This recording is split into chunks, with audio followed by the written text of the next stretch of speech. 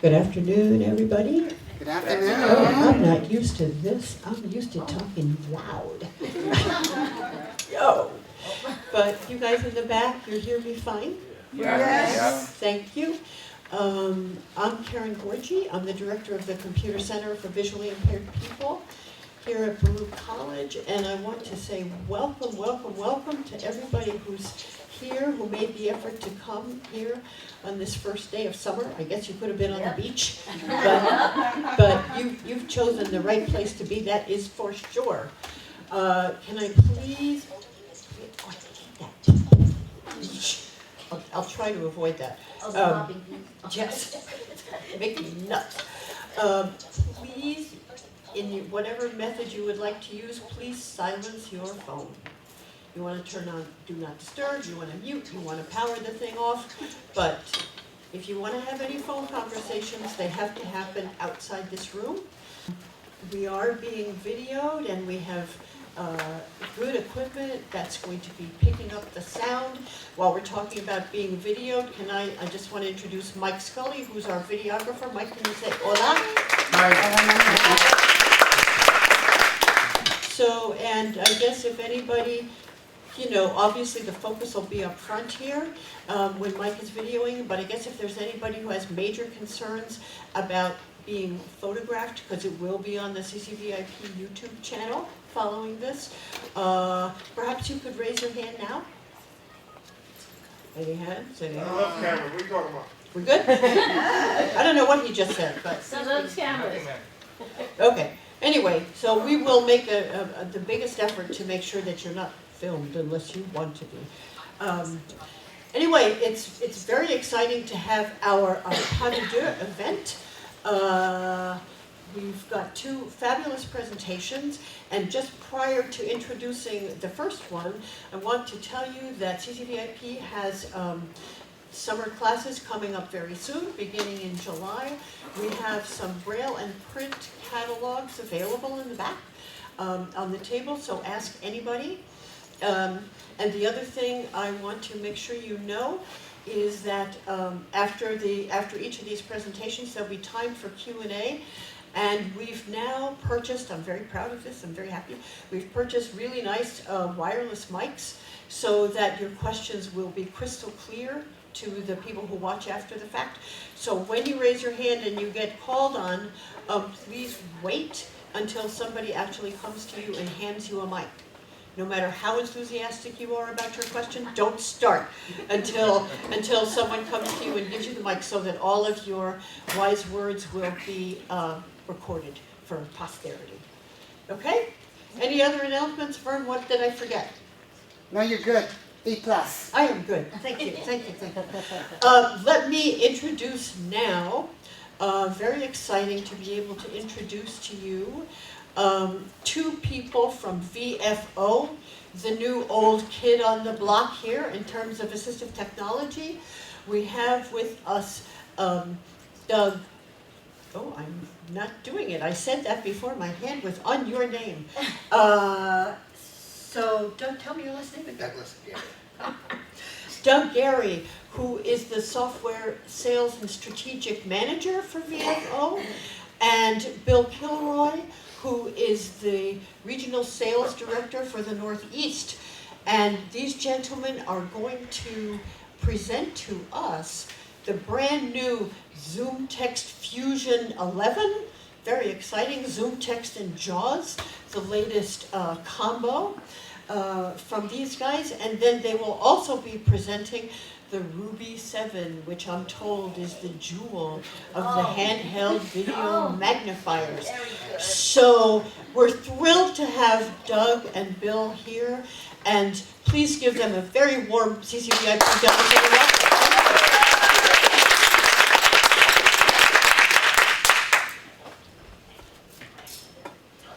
Excellent. Thank you, Karen. Can you all hear me now? Yes. Can you hear me well? Am I talking too low? Nothing wrong. You're good. Excellent. My name is Douglas Gary, and as Karen mentioned, I am with VFO. VFO, as many of you may already know, we are a company that we're a company that has acquired 3 or 4 other companies. We are now, VFO is now Freedom Scientific, the maker of JAWS and other fine products. AI Squared, maker of Zoomtext. Optelec, maker of many CCTVs.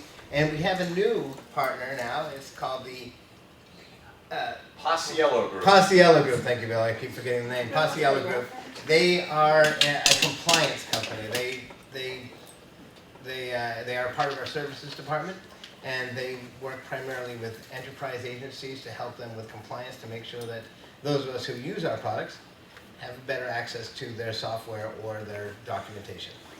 For example, they may work with Wells Fargo to help them with their website, or they may work with airports to help them with how to make better access for us when we try to go to there and buy their products. So today, my colleague Bill and I are going to talk a little bit about Zoomtext Fusion. Now, Zoomtext Fusion is a concept that came up originally with AI Squared, where the idea is to take Zoomtext Magnifier Reader to the next level. It is an evolution of a product in that when you are a low vision user and you're using Magnifier Reader, you're still very mouse reliant. You still rely heavily on the mouse. But as many of you know, if your vision is low to the point where you're using 7 times or 8 times magnification, the mouse is harder and harder to find. It's harder and harder to move around the screen, and you have to push the screen this way and pan it that way. It makes it a little bit more difficult, and in truth, it slows you down a bit. Now, if you're using adaptive technology such as Zoomtext, the last thing you want is to be slower than your sighted colleagues. So we believed, and we do believe, that using a keyboard to control your computer is a faster way for somebody to access their computer, to work with their computer.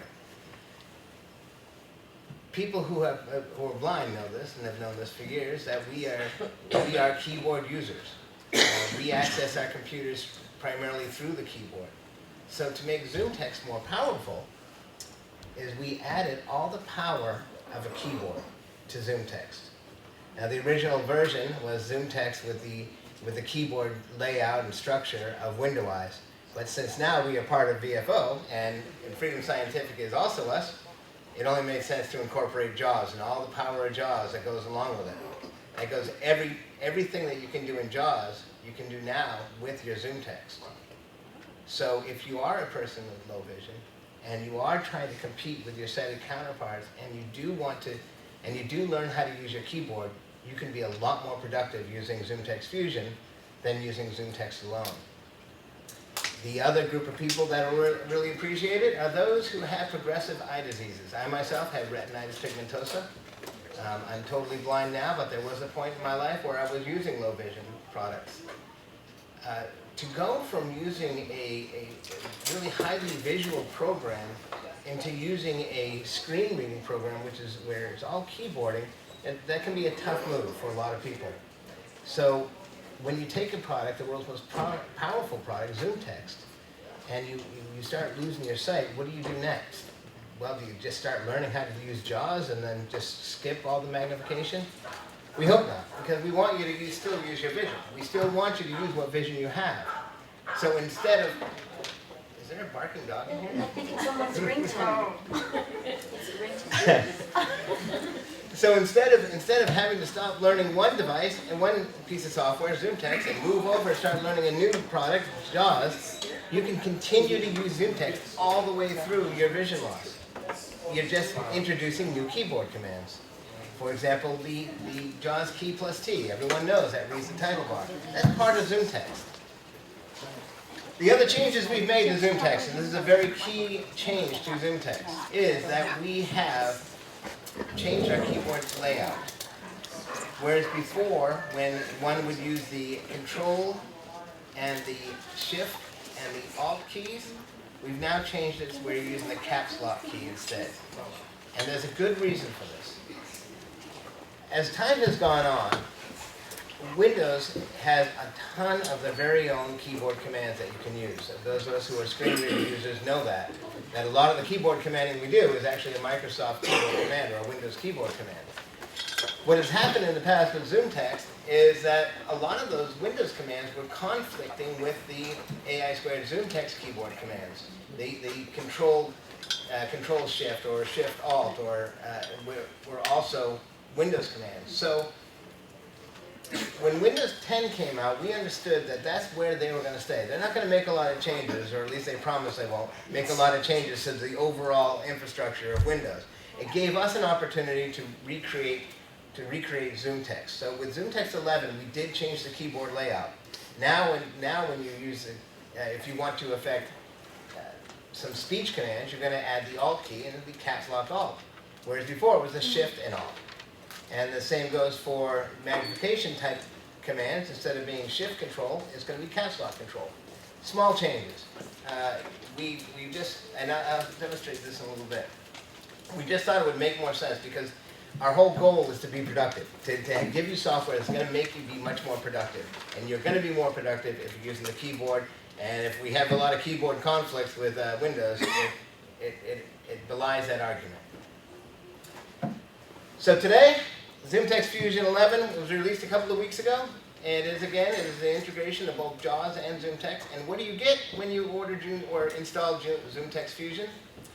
When you install it, on your desktop computer, you will get an icon that says Fusion, an icon that says Zoomtext, and an icon that says JAWS. Wow. Now for agencies, this is key for agencies and schools and enterprise and libraries and the like. From now on, instead of having to buy a JAWS license and a Zoomtext license and install them both, and manage those keys, and manage those activations, and manage those serial numbers, you don't have to do that anymore. You can just install Fusion. You'll get the full version of JAWS, the most current version. You'll get the full version of Zoomtext, the most current version. And you'll have Fusion, which is, for all intent and purposes, a third product. That product allows both JAWS and Zoomtext to run seamlessly together. Wow. That's wonderful. So for agencies, it makes sense, right? You go to a library, you're in a library and you want to sit down at a computer. Well, now you've got both products, the most widely used products in the world. About 90% of all users are using either JAWS or Zoomtext, right? So now they can sit down at any computer and use a manager. And if you're an IT manager, you're only worrying about one SMA, you're only worrying about one upgrade, you're only worrying about one serial number. For those who do assessments and evaluations, you sit somebody down on their computer, and you can start them out. Let's say that they're low vision, and you turn on, and you just click on the Zoomtext icon. And well, gee, this person could use some speech. So you turn on the speech, and now they're using Zoomtext Mag Reader. That's good, right? Because you're able to read the documents, you're augmenting what you see with speech, and it's fantastic, right? But what if you could use keyboards as well? And you can do all the, you can navigate your computer using keyboard. If you think that a person is a good candidate for that, maybe you start thinking about Fusion. But what might really send you to that decision is how much magnification is that person using? Are they using 8 times magnification? At 8 times magnification, most of your screen's not on the screen, right? Yes. And you're locating the mouse, and you're bringing the mouse to this point or to that point, and you're dragging things around, you're pushing them around. And just imagine, if you will, on the internet, and you go to the Wells Fargo, or I don't know if you guys have Wells Fargo here. You go to your bank to log in, right? You have to find that edit field, and if you're using 7, 8, 9, 10 times magnification, what happens? You're searching for that field, right? What do JAWS users do? Exactly. You hit the letter E, right? And there you are. You're at the edit field, and you're good to go. Imagine being low vision and taking away some of that frustration and allowing you to get to something faster just by hitting letter E, and focus all comes to that edit field, and it's all highlighted, and there it is right there for you in low vision. That's what Zoomtext Fusion will do for you. Faster. Imagine doing collaborative work in a Microsoft Word document, and you've got revisions, you've got the tracking turned on, you've got revisions, you've got other people putting in their changes. How do you do it as a JAWS user? You're going to use the letter R for revisions or changes to look at those track changes, right? And it'll bring your focus there with JAWS, and you can read it, and you can see it all there. Imagine doing the same thing with Zoomtext. Instead of scrolling and hunting and seeking those changes and looking for those different colors, you can use the keyboard commands. That's what Fusion can do for you. I'm going to move over to the desk over here and talk a little bit more about it. One of the other things that you'll note with Fusion is that you also get the really nice Vocalizer expressive voices. We were using NeoSpeech and the like, but since now we're part of Freedom Scientific and we want to take advantage of those nuanced licenses, we've incorporated that as well.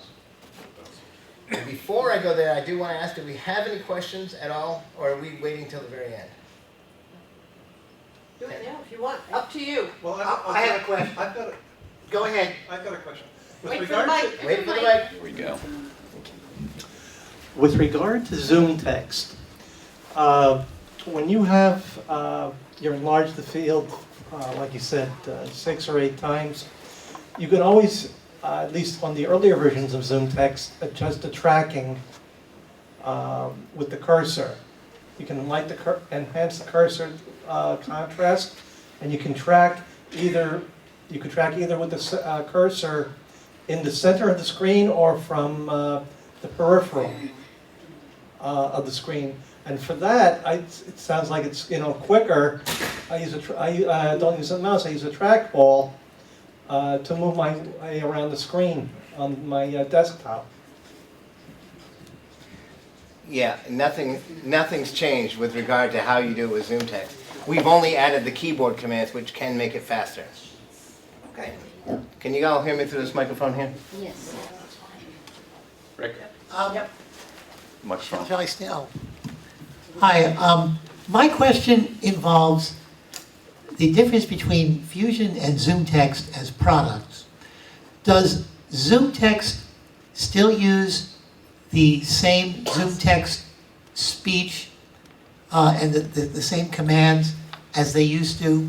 Because I'm thinking that when you go to Fusion and you want to use the reading commands, you're going to use the JAWS commands. Yes. But when you're using Zoomtext by itself, are you still using the same, different? Are you still using commands that are different from the JAWS commands when you're trying to read? Because that poses a situation where if somebody uses Zoomtext and then they go to Fusion, they're going to have to learn a new set of commands.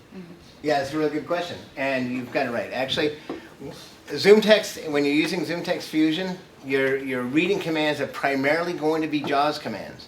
However, some of the things that you're accustomed to using, like the app reader or the text reader, those still work in Fusion. But if you're using Zoomtext itself, the only changes we've made with Zoomtext 11 is the keyboard layout. All the other things that you expect Zoomtext to do are going to work in Zoomtext 11, and all those things that you expect Zoomtext 11 to do are going to work in Fusion.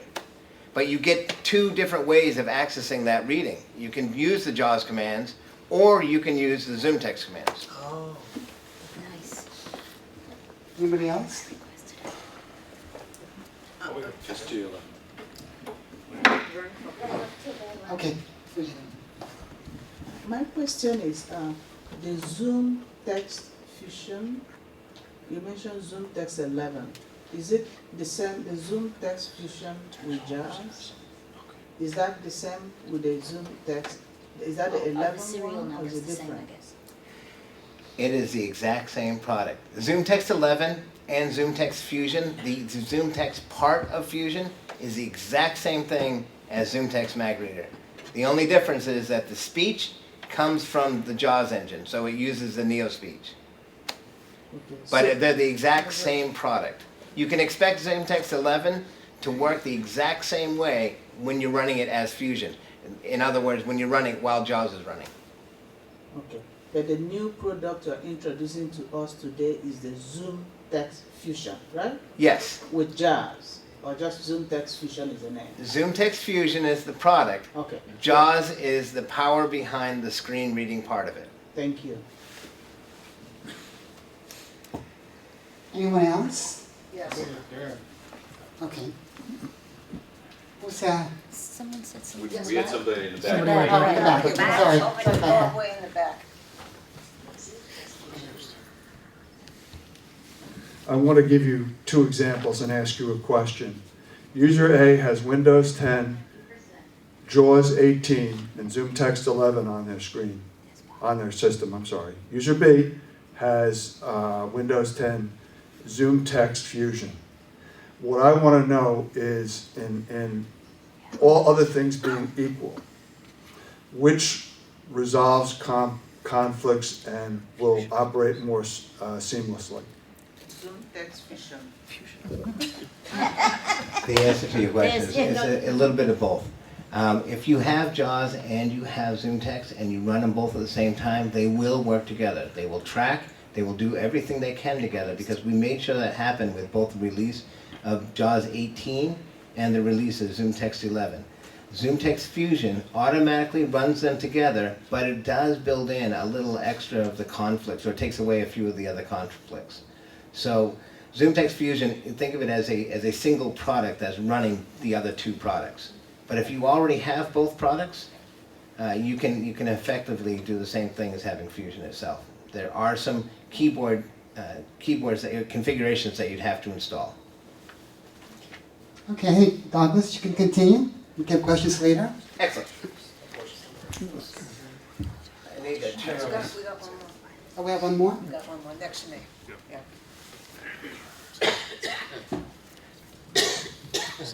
The cost, you have JAWS 18, Zoomtext 11, regular, and then you have this Fusion, which is both JAWS and Zoomtext. What's the cost of the Fusion compared to the other two? Okay, prices are as such. Zoomtext Fusion for the professional version is $1,500. Zoomtext Fusion for home is $1,200. JAWS is still $10.95. $10.95, and Zoomtext is still $600. So it's $100 savings if you buy Fusion. When you mentioned the price, everybody walked away. No, I'm just kidding. Let's continue. God, you're terrible. I'd love to continue, but I have now lost everything.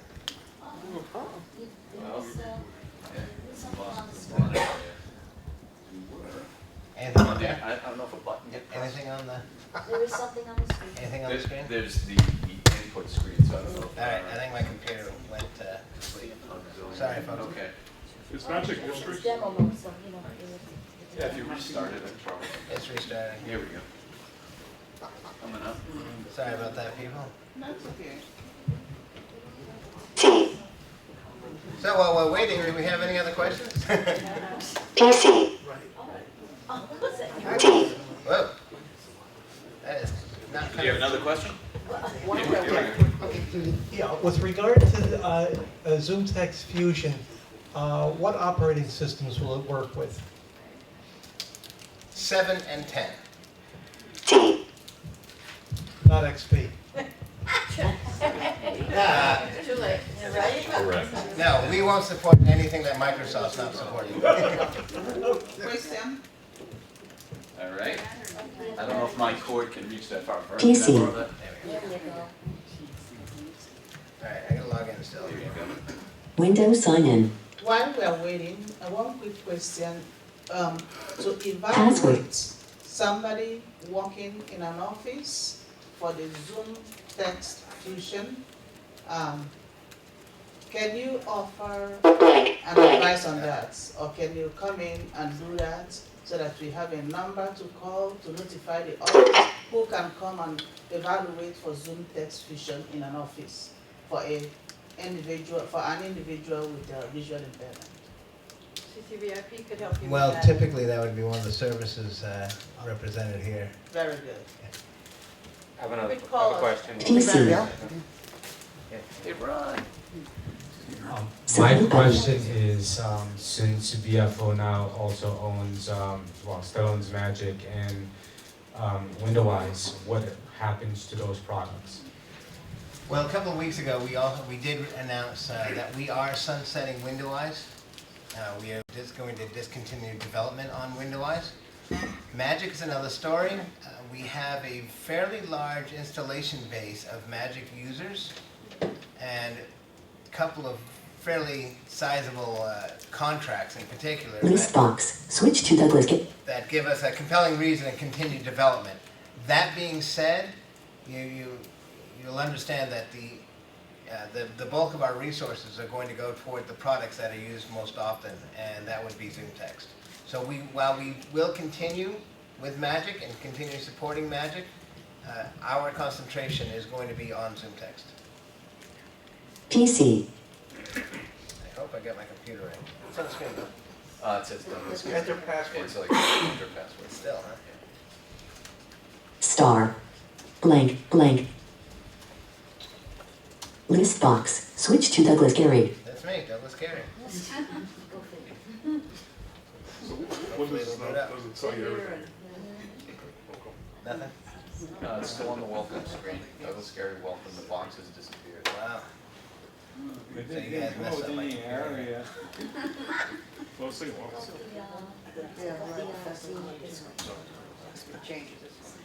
PC. You know, whenever you got to do a demonstration, Oh, yes. Demo. we've done this before, then, haven't we? Okay. Now you're getting it. Yay, we got the desktop. Wow, it's very slow.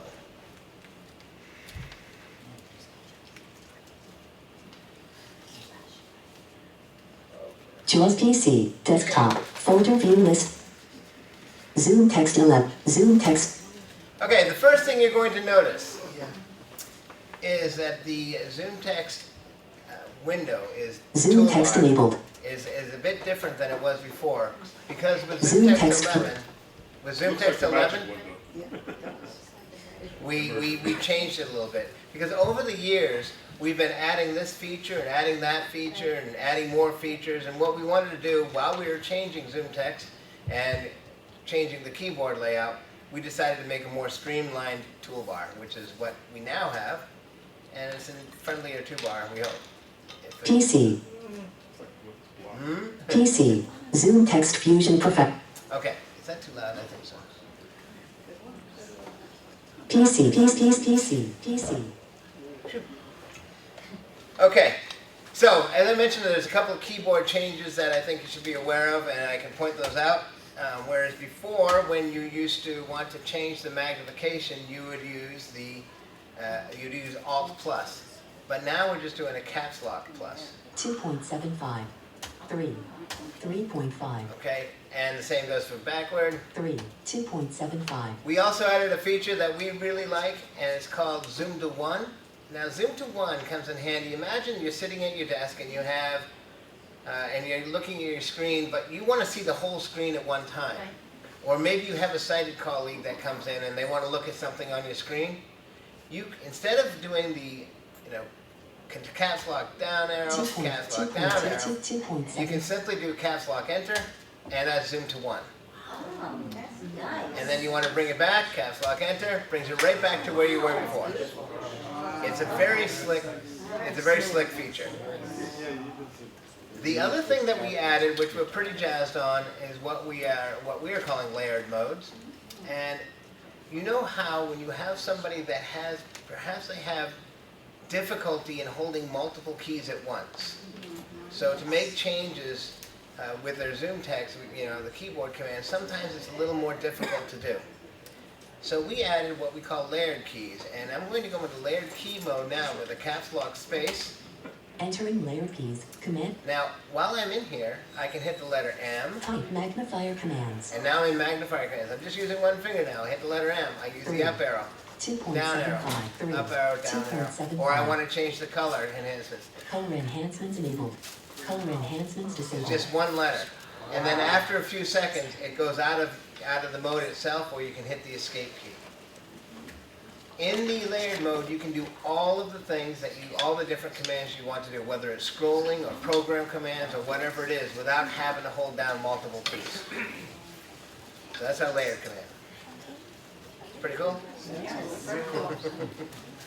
All right, now I'm afraid I may have lost my internet Search connection. box enabled. Internet Explorer. Google. Am I? Virtual you're good, PC man. Google search button. No. All right. So, like I was pointing out before, Google. Link Gmail. Google. I can have my magnification up, 3. 4. 4.5. and I want to get to that edit field. I can hit the letter E, Search edit. and it tracks to it, and it shows it to you. Same goes with any of the keyboard commands that you're accustomed to doing with a screen reader. L for list, No lists. M for No frame. frames. Okay. Edit. N for Edit. top of screen. Email.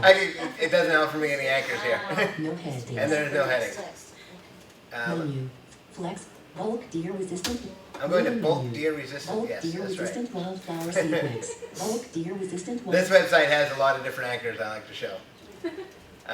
Douglas, Yes, are you running Fusion now? I am. So is it the JAWS speech engine that's running? It is. Okay. List of 4 All right, items. so here we are. I think this page is loaded. List of 4 items. Now, as I said, the navigation keys that you're accustomed to using, like the letter Bulk H, deer resistant wildflower. it'll jump you to the headings. Buy this product. As a low vision person, instead of having to hunt around, you can start to navigate in a way that makes it easier for you to get things done faster. And you can use the find command, for example, Just find dialogue. and you can search for something that way. You can use your anchor, your landmark navigation, L for list. List of 3 items. Okay, and same goes with visited and the rest of them. But Bulk deer on this resistant wildflower. Buy page, this product. can you guys see the picture of the flowers there? Now it's just have the heading. Product description. I can see it from back here. Oh, now I can see it. So you see those pictures of those flowers in there, right? Let's say that you use the high contrast. You use the color enhancements. Now this is only on Internet Explorer for now, but this will kind of show you where we're going as we move forward. If I turn on the color enhancement, what happens? Color enhancements enabled. Yeah, that's nice. The picture stays still solid. No, the picture Picture did invert. It did? Yeah. Color enhancements disabled. Did it? Do it again, one more time. Color enhancements disabled. Here again. Usually when you get into colors, Now you invert. change the color. Color enhancements enabled. It's How about picture enhancement? There is going to be slight shading on it, but it changes the yeah. Not the, Thanks. not the class. But you have your yellow, you have your purple, you have your white. That's what you get for depending on blind guys. Right. That's exactly it. I was there, Rick. What do we know? So that's really the long and short of it, folks. Really, with Zoomtext Fusion, really what you're looking at is a couple of different things depending on who you are. If you are an agency, it's a product that makes sense because it allows you to have both JAWS and Zoomtext on a computer with one licensing, with one install, one serial number to manage. You also get all the products on the computer. If you do assessments, you can sit at the computer and decide if this person needs just magnification, some speech, or a whole load of speech. And you've got the JAWS for your assessments as well. If you're an end user and you want to use more speech and you want it to work faster on your computer, you can start learning your keyboard and you can do things faster and be more productive with your computer. Question? And yes, I'm coming. we're not following. What about the possibility of using Tandem with Fusion? Excellent question. Thank Okay. you.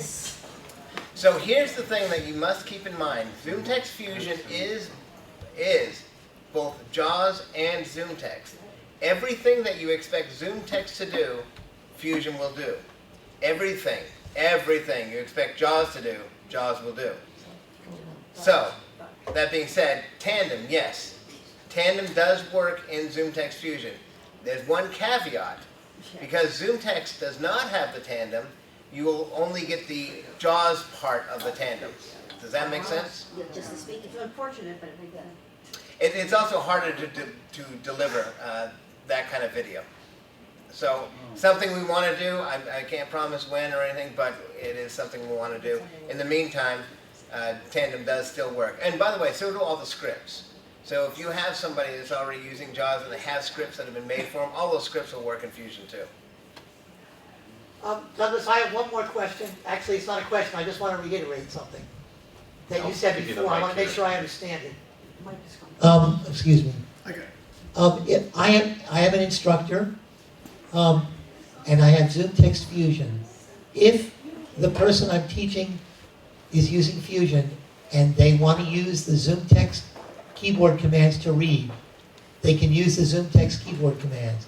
However, if they want to use the JAWS keyboard commands to read, they can use the JAWS keyboard commands. Is that what you said before? That's what I said before. Thanks. So again, anything you expect Zoomtext to do, expect it to do in Fusion. Same with JAWS. But remember, you have new commands for Zoomtext 11. Right. Okay. So, but the only time that you really want to, that's if you're moving somebody from one to the other. If they're already comfortable with Zoomtext commands and how that works, and you're moving them toward more screen reading, you might want to consider, introducing the JAWS. But if they're the first time they're using something, I'd start with the JAWS because there's more power to the JAWS reading because it is a reading software, right? Yes. Okay. Question?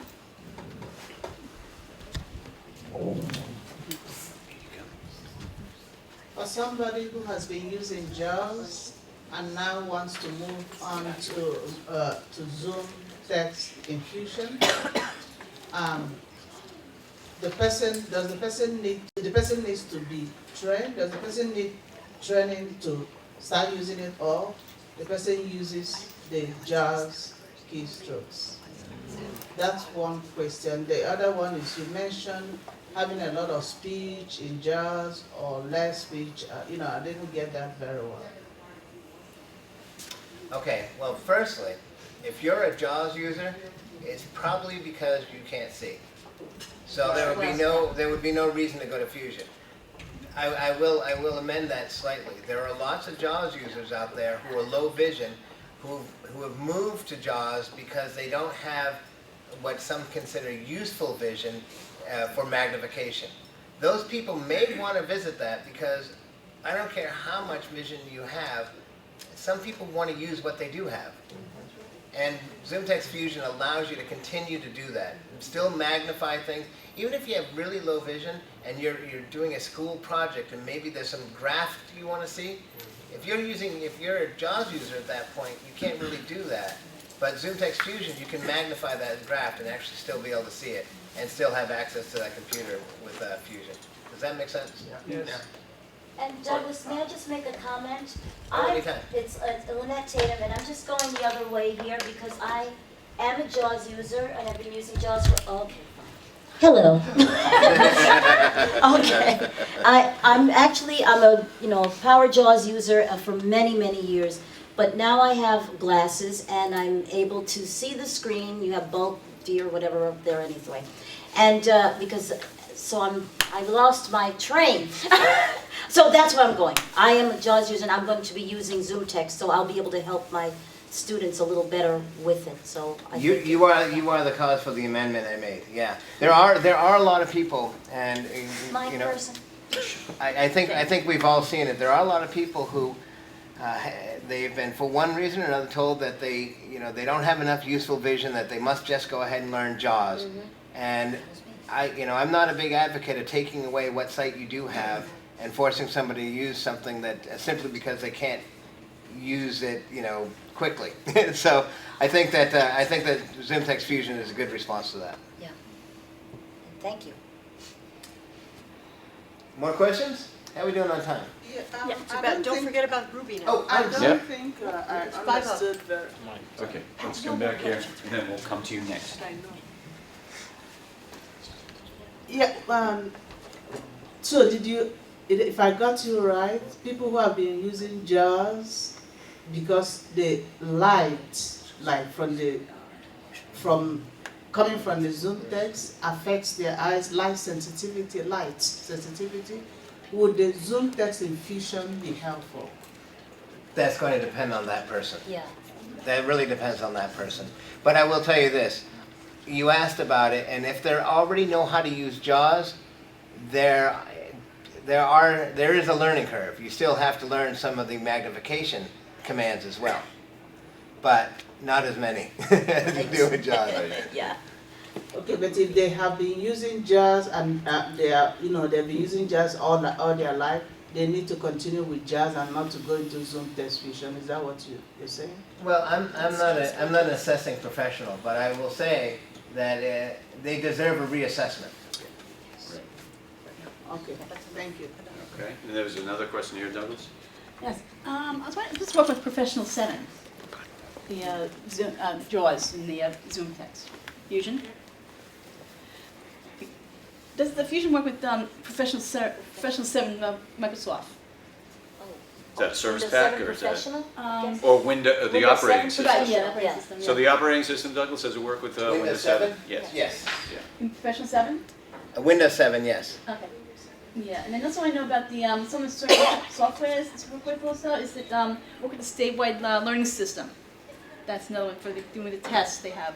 You mean like Smarter Balance? And that's part Is about that the one they're using? the one they're using for the statewide learning systems. You know, I can't frankly tell you. I do know that that's up to them to do the testing. I can't frankly tell you whether they've done the testing or not. Right. Right, exactly. I'll tell you one thing. Here you go. Okay. Okay, thank you. Thank you.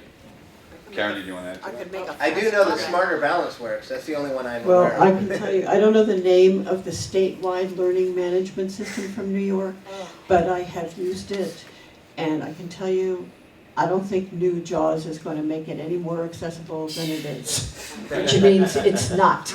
It is really problematic, and the entrance of Zoomtext Fusion, I don't think it's going to help. I think the help has to come from a different place. Yeah, we can't be responsible for how other companies develop their software. They need to develop it in a way that both JAWS and Zoomtext can see what's happening. We can't, you know, we do have a services department though. We'll be glad to help them do that. Yeah. I mean, just piggybacking off on that, this is Bill Kilroy with VFO. And, you know, services, everybody in this room, many are users, many are evaluators, all are pretty much advocates, right? I would guess. And as we talk about accessibility and tools out there, what we're doing here by partnering with CCVIP and what CCVIP does all the time, it's all about outreach and exposing people to tools that people can use to access technology. And this is another tool, although it's a services-based tool, that we can add to the VFO lineup that complements the services here at CCVIP. But it's really important to know that, you know, we can drop a box on somebody's desk, put it on their computer, and most of the time it works pretty well. But there are going to be those times where the developer hasn't thought about accessibility. And now we have this group of individuals that can coach them through that. You know, we'd love to do that ahead of time, have people follow the rules, but you as advocates now have another sort of arrow in the quiver to talk about when it comes to, hey, if it doesn't work straight out of the box, there are these services out there. Locally, there's CCVIP, does a lot of compliance evaluations. Karen, correct me if I'm wrong, but there's also the Paciello group and the services that have been embedded that from the Freedom side of the services group. So, very powerful stuff. Questions? I have a question. Okay. I think we're going to take, this is the last question. I think we need to move on to Ruby. Yes. I was just wanting to know what kind of suggestions you have for making the process of moving from a screen magnifier to a screen reader user-friendly, most palatable. I always find it's like a huge leap for people who aren't computer savvy, the idea of learning all these keyboard shortcuts, and it's always a big problem. You know, I always try to encourage it because, like you say, the navigation is so much more efficient using the keyboard than searching all over the screen. So I was wondering if you could speak to that a little bit. Only in this way. This is going to be up to the person using the technology. They're going to have to make that decision whether they want to be successful or not. We give them all the tools, but that's going to be up to them whether they want to pursue that. There are some things that will make it easier. We do have a JAWS tutorial packet that can be bought. We also, there's typing, what's it called? Typability. Typability, thank you. Typability, which will also work with Fusion. So learning keyboarding, you can use that program. But, you know, as far as compelling somebody to use more keyboard commands, that's going to be up to them. They're going to have to make that decision whether they want to or not. We've given them the tools, right? And it's up to you and me and to talk to other people about it, but that's the way to go. Just one other thing to mention. JSay, and there's going to be a JSay for Fusion coming out shortly. So anybody that understands what that is should be jumping up and down with excitement. And I want to thank you. Thank you all very much for coming. And if I'll be back, or we'll be back there with the computer set up. You can come over and take a look at Fusion. I'll be here to answer some questions for you. Right now I'm going to pass it on to my colleague Bill here, who's going to tell you about our newest hardware, the Ruby 7. So, talk a little bit about the Ruby 7, but I want to step back through time here. Join me, 8-9 years ago, when Freedom Scientific, mostly known for, JAWS and Magic and some Braille devices and open book scanning and reading technology, made the leap forward into low vision hardware, into that market to serve age-related vision loss, congenital vision loss, where it wasn't, you had a remaining functional vision that could be usable with some magnification, both on the computer, obviously, as well as for tasks around the home that didn't involve electronic information.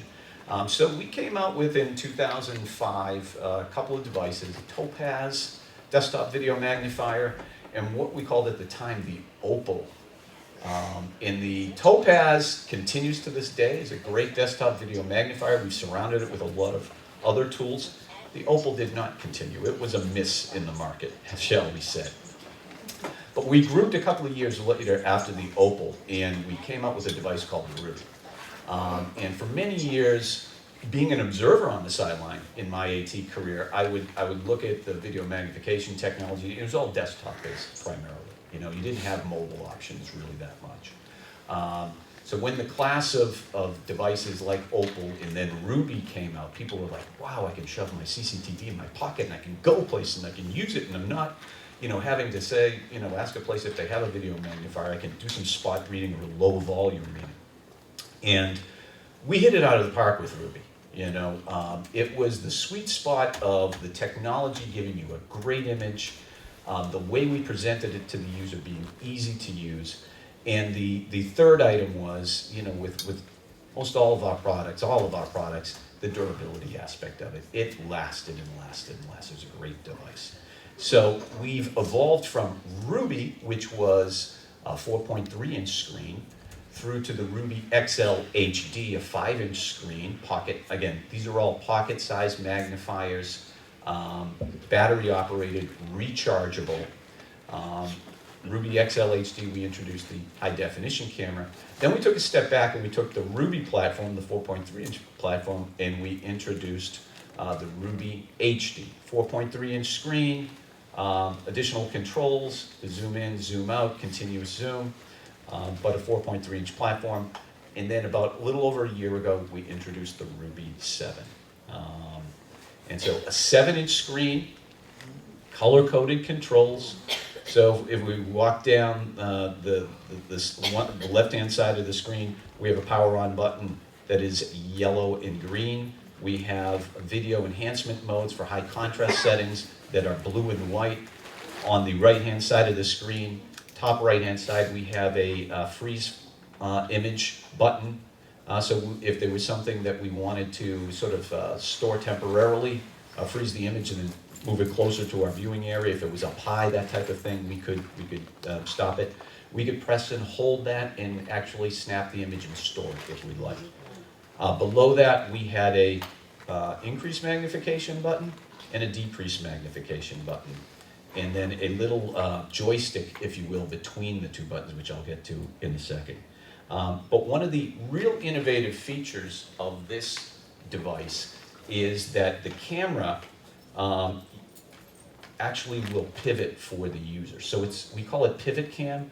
And so when it's in stand mode, it's looking down at your document below the device, and the device sits flat right on top of your print material.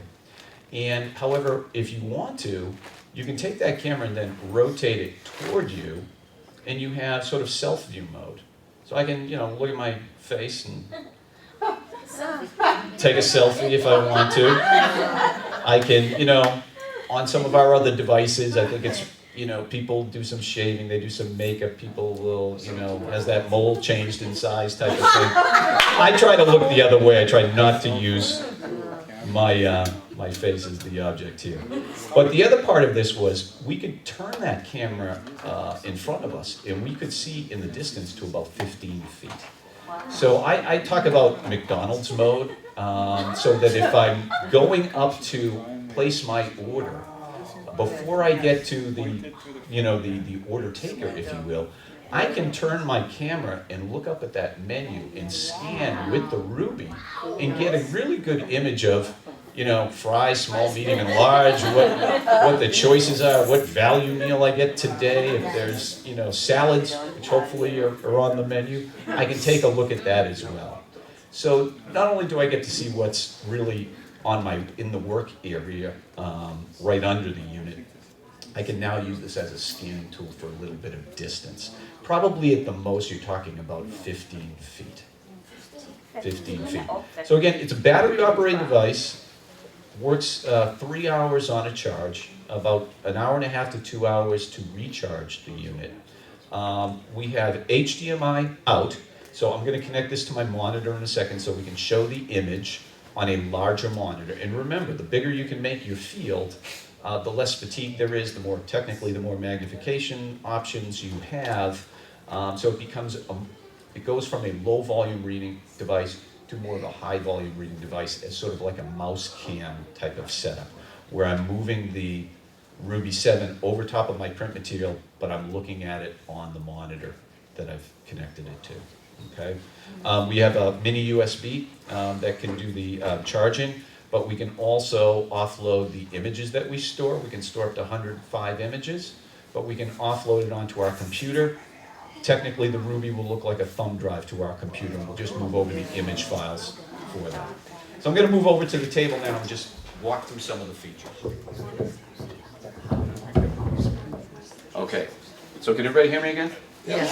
All right, so I have my Ruby on the table. I have a little data sheet here from Mike Parker, our channel partner from Visibility, has provided some of his catalogs that are in the back of the room, and we love Mike. Mike dispenses the Ruby, he dispenses Fusion, and he is a great partner that we have in New York and New Jersey, so kudos to Mike. So as soon as I plugged in my monitor to the Ruby, I got an image on my monitor, which is a 24-inch monitor. And I'm going to use the down magnification button, and I'll take that down to the lowest setting, which the range on the Ruby on the 7-inch screen is from 2 to 24 times magnification.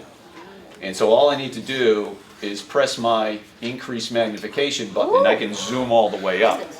So I couldn't tell you what it is on the 24, but if it's 24 at the high end here, it's probably 30 plus times magnification on my 24-inch monitor. Okay? I can use, on the left-hand side, I was talking about the video enhancement modes or contrast options that I have. So you have 5 built in, but that you have 16 in total that you can choose from.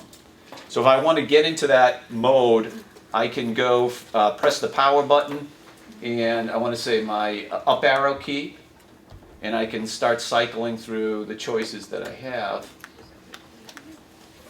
And there's a little checkbox on screen, and so I now set it to yellow and blue background, and that was not one of the selections, so I'm going to select that by pressing the down arrow on the video enhancement mode, so it checks that box, and now I've added that. And I can continue to go through the choices, and I can add, green on black, black on green. Really, anything you want in that 16, you can add in. Okay. Now let's get out of there for a second. Now, anytime I'm using a mode, and I want to switch very quickly between, let's say, let me get out of color. Let me go to high contrast. So if I'm on a high contrast mode and I want to go back to color, and then back to that contrast mode. If I press the power button in combination with the down arrow on the video enhancement mode on the left-hand side, it'll quickly toggle me from color to that last set high contrast mode. So I don't have to cycle through the universe to go between the two settings, okay? So I have my magnification adjustments, I have my video enhancement modes. If I want some additional screen enhancements, by pressing and holding power and the two magnification buttons simultaneously, I can get a line marker. And still while holding the power button and the down arrow key for magnification, I can adjust where that line marker is positioned on the screen, okay? Once I'm set that, if I decide that, well, you know, line markers are great, but I like masking. So power, press and hold the two magnification buttons. Now I have masking, okay? And I can narrow that up so that I'm just seeing a line, or I can widen it out. And let me do one more. And then if I press it again, power, the two magnification buttons, it takes me out of that mode as well, okay? I'm going to take magnification down to a low level here, and I'm going to freeze my image for a second, okay? So I've frozen the image on the screen. I'm moving the camera around so the image is stable. I can use my increased magnification to bring that up on that saved image, okay? And I can use that joystick that I talked about to pan left and right on that frozen image. So if I want to, you know, get a bigger field on some print material, I can zoom down, freeze the image, and then use the magnification buttons to zoom up on that frozen image, and then what falls off the screen, I can pan up, down, left, and right. Okay? And then when I'm done, just go back to live mode. Okay? Again, pivot cam. Now again, this might be more useful. Pivot cam doing self-viewing. Okay, here's Bill Kilroy. All gray hairs, eyeglasses. But now I want to take that monitor and now place it in front of me. If I have trouble shaving, use my Norelco shaver. Zim, zim, zim, zim, zim. It's like I have a mirror mode set up here. We sell a lot of our Onyx systems, our distance, document, and personal viewing systems through the VAs. And one of the things that the veterans want to do is shave. And they can't really do it with a mirror, but they can do it with the Onyx very easily. We've had ladies sit down in self-view mode, put on their makeup, you know, make sure that they look great before they're heading out the door. And this is a device that, you know, again, by plugging in an external monitor, by moving the pivot cam into self-view mode, I can look at myself and, you know, do my thing. Okay? If I want to scan around the room a little bit, I have that distance mode, a little bit. Smile. I know, right? And again, I'm looking at the monitor, but again, I'm searching around the room. I have LED lights that when I'm in my stand mode, if you will, when the machine is angled or popped up to angle at about 45 degrees, those LED lights are pointing down onto the print material to illuminate it, okay? When I rotate it, the camera, the pivot cam out forward, there are two lights on the front part of the unit that will light up to illuminate what's in front of me, okay? So I can use it that way to get additional illumination. But most of the time, when you're in distance mode, you're relying on the ambient light in the area that you're in, okay? That pretty much covers the Ruby. The beauty of these devices, they're easy to use. They provide great versatility. It's like dragging around 7 to 10 glass magnifiers in your purse or in your backpack in one device. You get the high contrast that you need, and you get perfect illumination and the ability to save images. Questions? Price? We're going to get a microphone. Okay. Let me get would help us with the right over here. Be glad to do the mic. Great. Is it on? Yes. Yes, it's on. Thanks, Bill. So Lynn, how will be How heavy is it? So the unit itself weighs 18 ounces.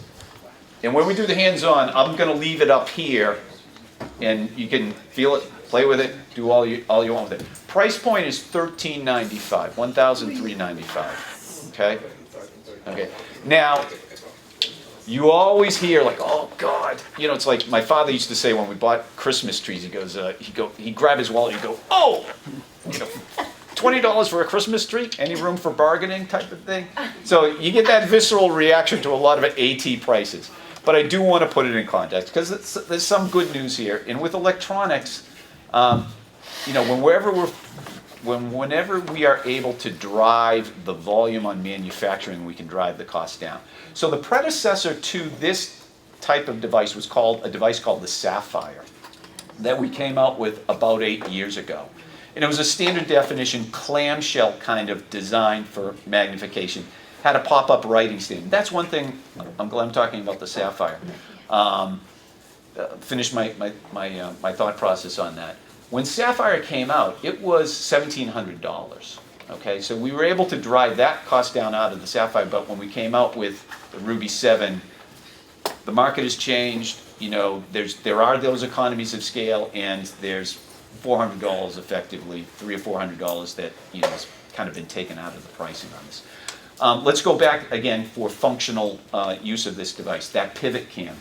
A lot of people will struggle with, they can view the menu, but when the receipt comes to pay the bill, I can view the receipt, but it's really difficult to write on that receipt, okay? I can hold up a Ruby Classic and I can, you know, hold it steady and write under that, but some of these bigger devices, it's challenging. On the Sapphire, we had a pop-up stand. It wasn't the greatest situation. With the pivot cam, what I can do is I can sight my pen out where I want to be writing. And then I can tilt the pivot cam. Hold on. Let me do this again. Pivot cam to get onto that pen. Now it may be a couple of inches in front of. Right. There we go. Takes a second to focus up. It may be a couple of inches in front of the device itself, but now I can go ahead and write comfortably. I'm not trying to force my hand under a camera or pop up or move the camera up or rotate it around, the device up or around.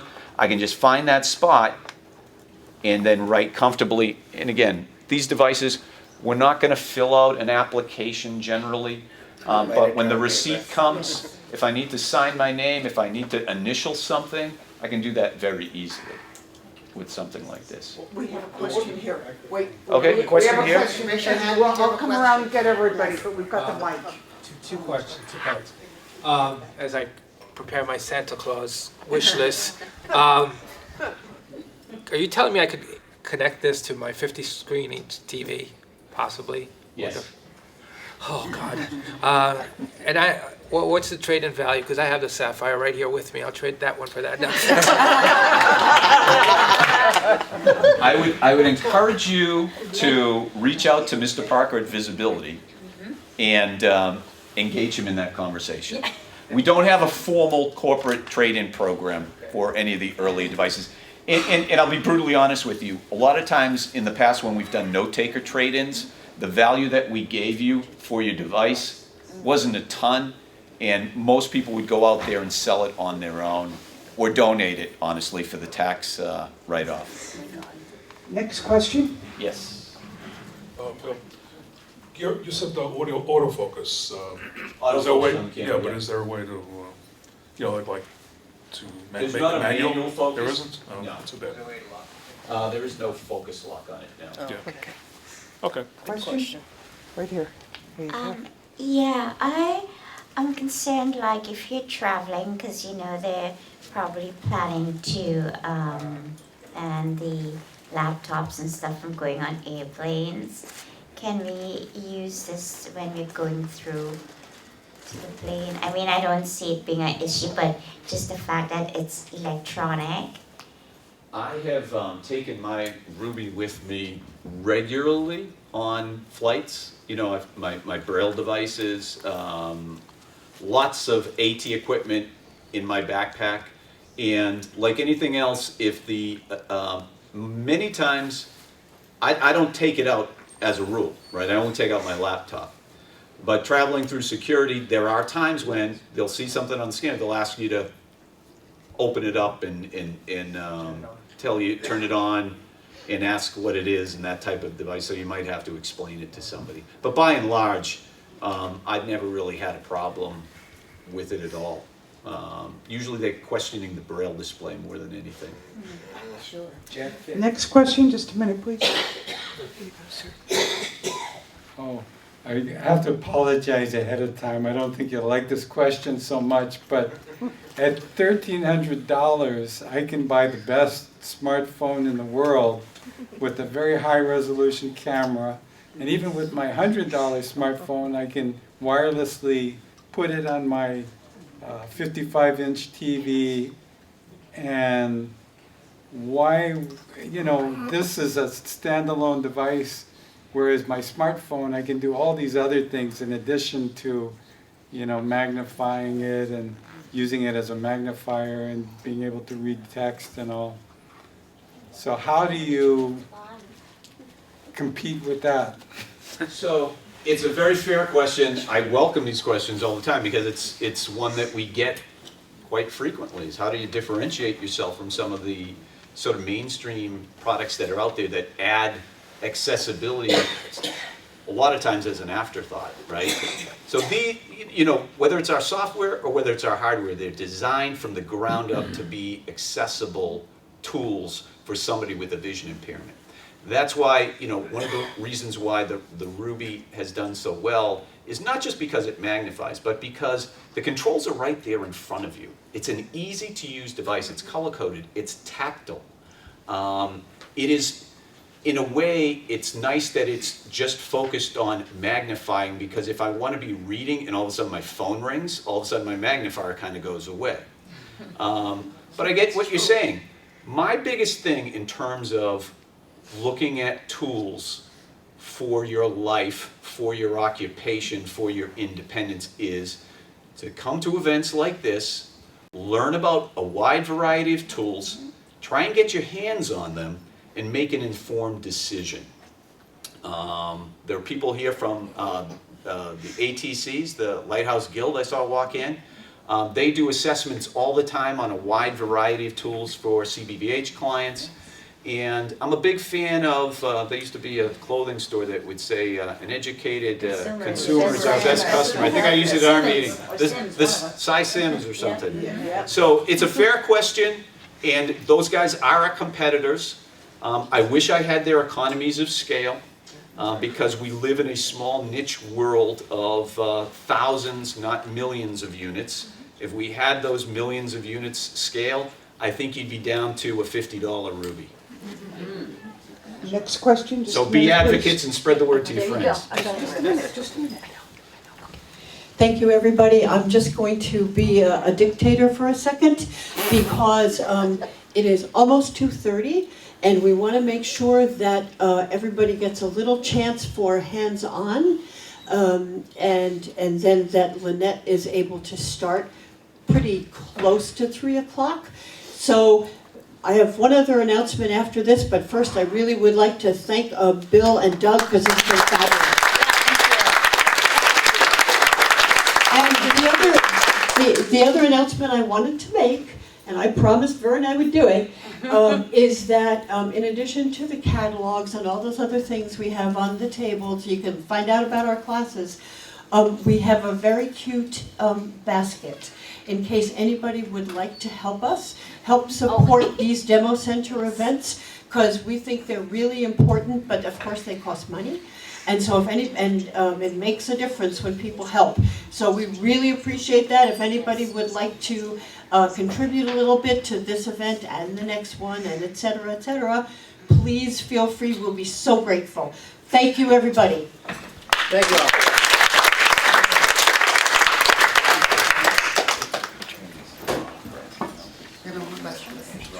Yours goes right there, right? Okay, I think we're done with the Q&A, so for now, you guys can actually come up front and check out either Fusion 11 or Ruby 7. You have to raise your hand though and tell us which one you want to see. Okay. Sure. Now I'm going to close this. I didn't mention that. When I close it and I open it, the pivot camera turns to